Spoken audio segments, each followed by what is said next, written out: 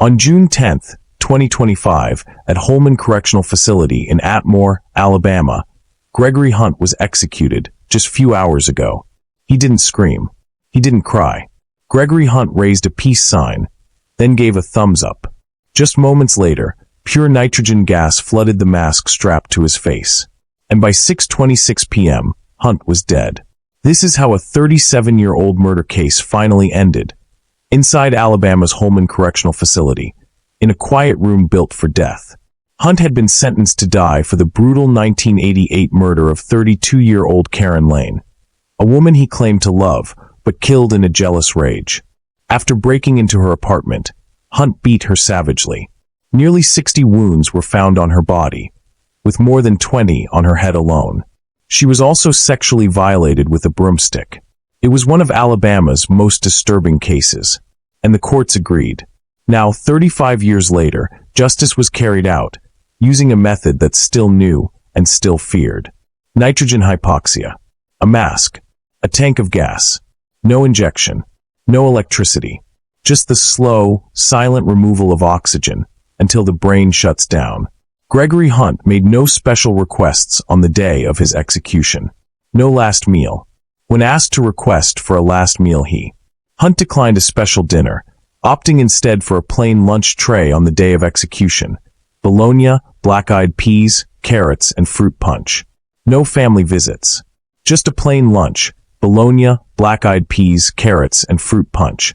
At 5:55 p.m., prison officials secured the blue-rimmed mask over his face. He didn't resist. Witnesses sat behind the glass as the gas began to flow. Within seconds, Hunt's chest began to rise and fall violently. He lifted his head, moaned, raised his legs slightly. His body shook. 5 long, labored breaths followed, then silence. It took nearly 27 minutes for him to be pronounced dead. That silence was not peaceful. It was tense, haunting, because no one really knows how much Hunt felt, or how much he suffered.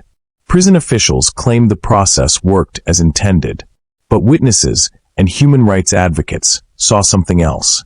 A man gasping, shaking, dying slowly, inch by inch. Gregory Hunt said nothing in those final moments. His only message? A peace sign and a thumbs up. He had spent over 3 decades fighting to avoid this day. He blamed drugs, alcohol, and heartbreak. But in the end, none of it mattered. Karen Lane never got a second chance at life. And last night, Gregory Hunt finally ran out of time.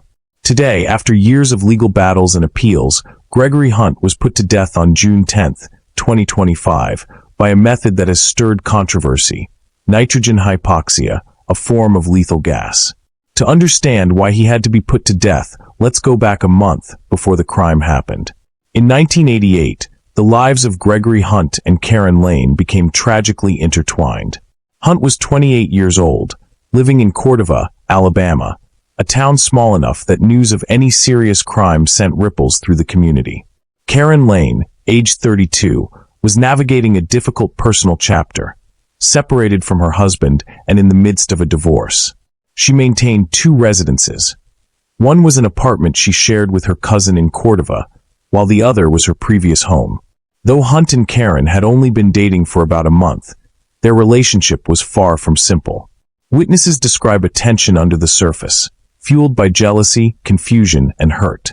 Karen's estranged husband remained part of the picture, visiting occasionally to pick up their children. One such visit would ignite the chain of events leading to Karen's death. On that day, Gregory saw Karen's estranged husband at the apartment and their interaction. His reaction was one of visible anger, shouting, and confrontation. This wasn't a petty argument, but a dangerous escalation in an already volatile situation. The emotional landscape was complex. Karen was trying to rebuild her life amidst divorce and co-parenting, while Gregory's jealousy and insecurity grew. Their short relationship was filled with moments that foreshadowed tragedy, setting the stage for what would become one of Alabama's most harrowing murder cases. That same evening, tensions flared even higher. Karen's cousin left the apartment to visit her boyfriend, who was also a friend of Gregory Hunt. When Hunt showed up unannounced, he immediately demanded to know where Karen was. The cousin informed him Karen had gone to see her children, but Hunt was far from accepting that. He expressed a chilling resolve to end the situation, openly stating that he didn't mind if he went back to prison to do it. His anger had reached a dangerous boiling point. Later, Hunt was seen driving toward Karen's other apartment, where she wasn't home at the time. Soon after, neighbors witnessed the building engulfed in flames. Hunt later admitted to Karen's cousin that he had set the fire himself, an act of destruction meant to send a message. The threat escalated quickly. Hunt made a phone call to Tina's boyfriend, asking about Karen's whereabouts. When warned that the fire had drawn attention and that everyone suspected him, Hunt was undeterred, telling them to hurry. Witnesses later spotted him aggressively pursuing Karen in a van, but she managed to escape. Despite this, Hunt showed up later at the apartment she shared with her cousin in Cordova, a clear sign he was intent on confronting her directly. This night marked a terrifying turning point, from angry threats and property destruction to the deadly violence that followed just hours later.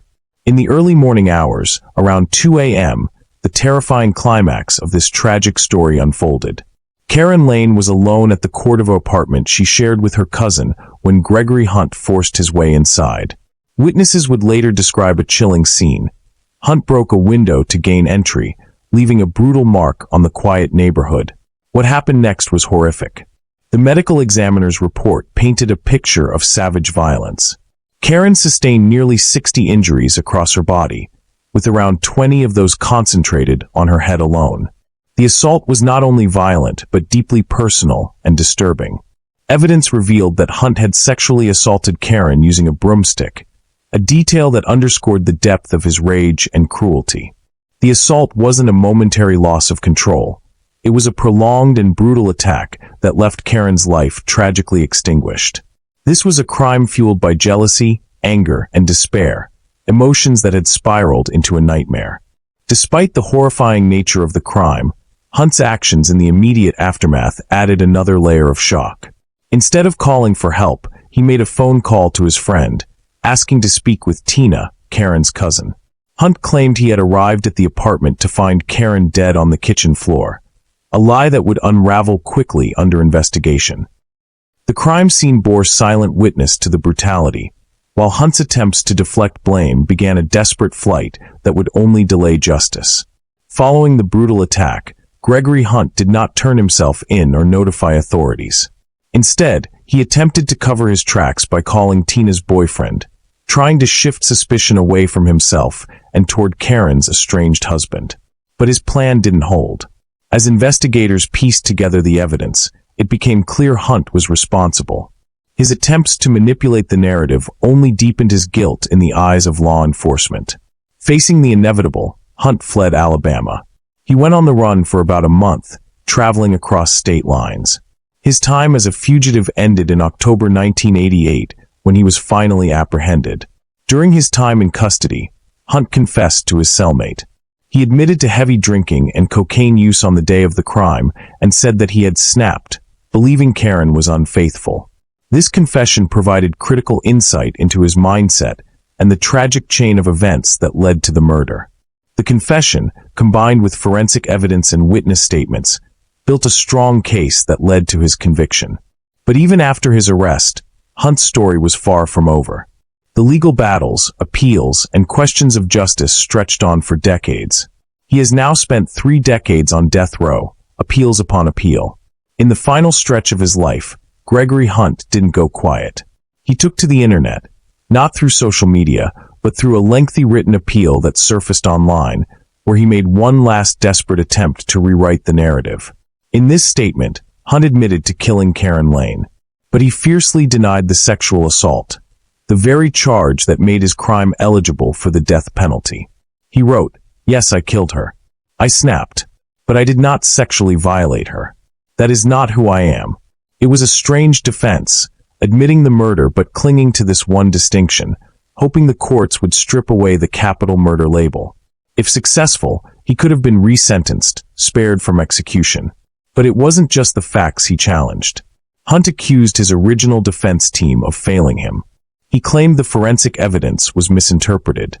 He argued that his confession had been twisted and taken out of context.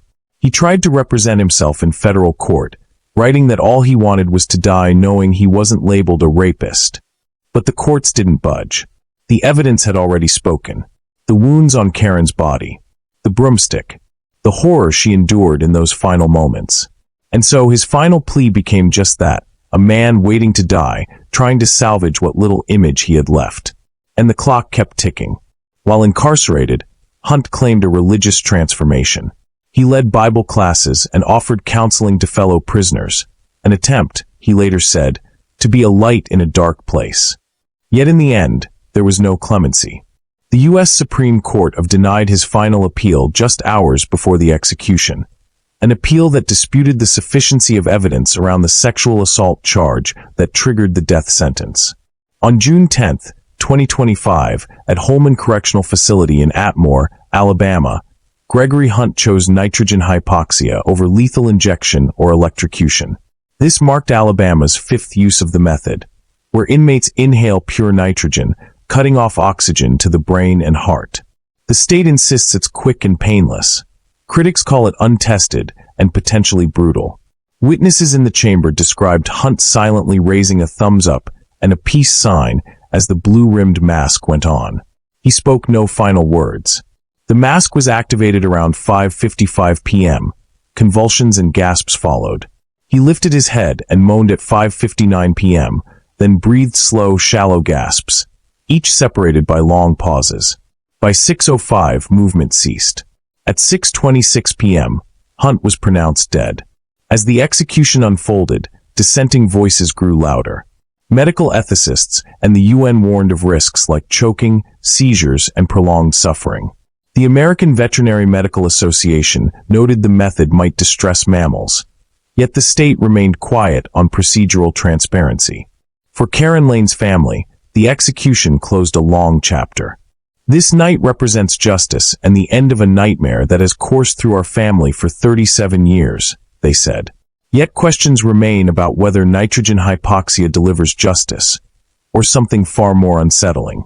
If this story has made you think, or if you have your own perspective on these difficult issues, please take a moment to comment below. Share your thoughts, and let's discuss how we can seek justice while respecting human dignity.